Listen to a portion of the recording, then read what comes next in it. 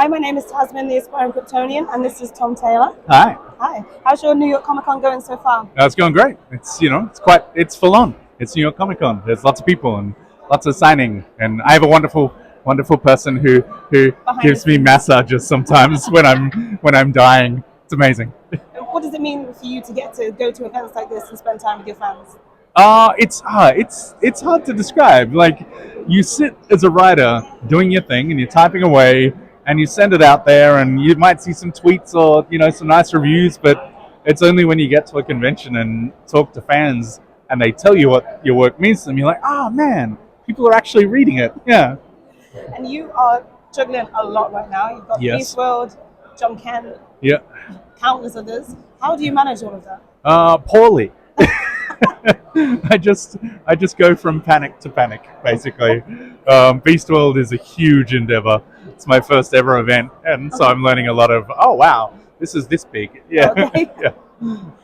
What can you tell us about what's coming up in that book and some of the other books that you've got? So Beastworld is going to be, look, it's huge. It's like the biggest thing I've ever done in continuity, and it obviously encapsulates Nightwing and Titans as well. And then Jon Kent arrives back during Beastworld.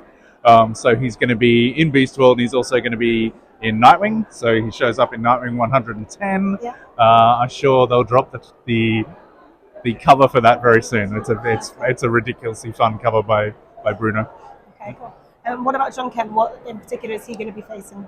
So he's going to be. I don't want to give away too much, but I will say Damien is in this issue as well. Okay, cool. Yeah, I feel like when's this going to air? When are you putting this online? Well, whenever you want me to. Okay. Look, it's possible Damien gets turned into something in Beastworld. Okay. I won't say much more than that, but Okay. yeah. And Elseworlds was just announced at the panel this morning. Yeah. And you're coming back to Dark Knights of Steel I Part am. 2. Yep. What's it like to get to redo or rejoin that?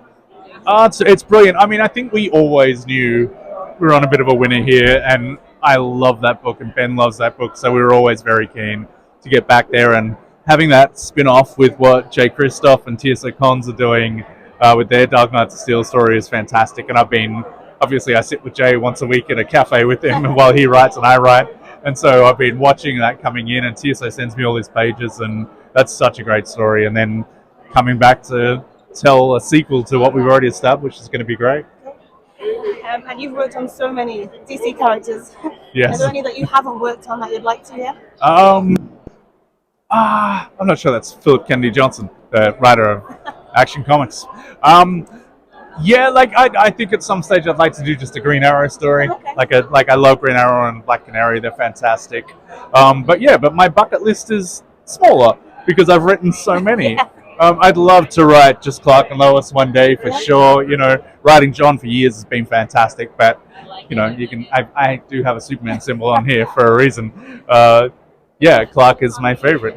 Superman. That's what I grew up with. That was my first superhero. Walking down the street in like a thrift shop, op shop T-shirt, red underpants, pulled over blue jeans, and red gumboots. Proudly at 27 years old. No, at 4. Yeah. And genuinely, what you've done with Jon Kent has been amazing. He was just under the shadow of Superman, and now you've brought him out into his own. Yeah, and being able to give him his own title and watching him grow and show up in so many other people's books and so many other stories, it's been great. And whether in comics, TV, or film, do you have an all-time favorite DC moment? Oh wow, that's really hard. I think it's probably Superman catching Lois for the first time at the Daily Planet. The helicopter scene. It's the "You've got me, who's got you," and I was actually really fortunate to hang out with Margot Kidder quite a bit. I had lunch with her one day, and she told me all these stories, and she told me stories about being arrested at the White House and being arrested, protesting pipelines and fracking, and she was just an incredible activist. Like, she was Lois Lane in real life, so I think that holds a special place. Well, thank you for your time, and Thank have you. a great con. And you. Cheers.